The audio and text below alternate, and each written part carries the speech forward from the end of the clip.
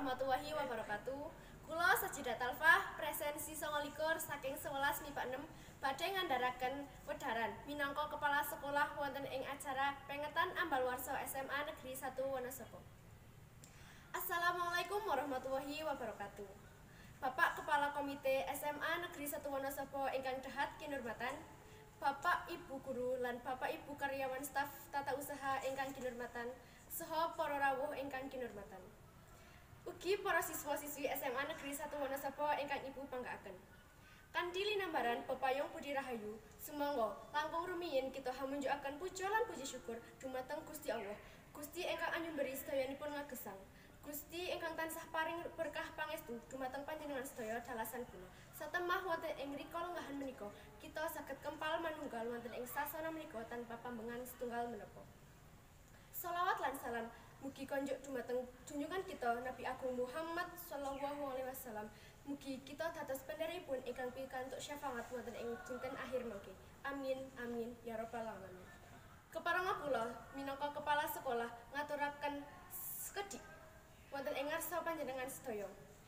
Salajengipun kula ngaturaken sugeng rawuh lan matur nuwun dumateng para rawuh ingkang sampun saged ngrawuhi acara menika.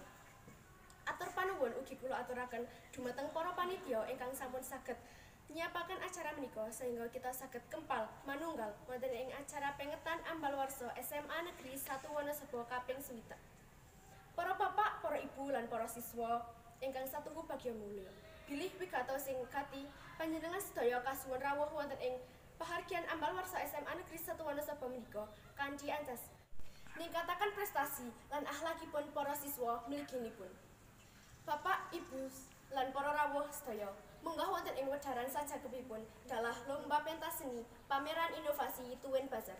Lomba-lomba menika dipun wontenaken supados ngramekaken acara sekolah. Lan mugi tambahin yuswa sekolah saged dadosaken sekolah tambah jaya. Pramila kita buka acara menika kanthi waosan Al-Fatihah sareng-sareng. Al-Fatihah. Alhamdulillahirabbil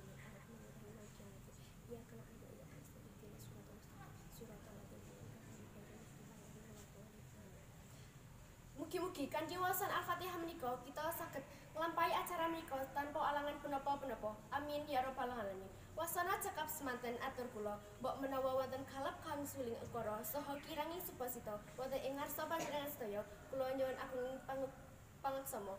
Nuwun. Wassalamualaikum warahmatullahi wabarakatuh.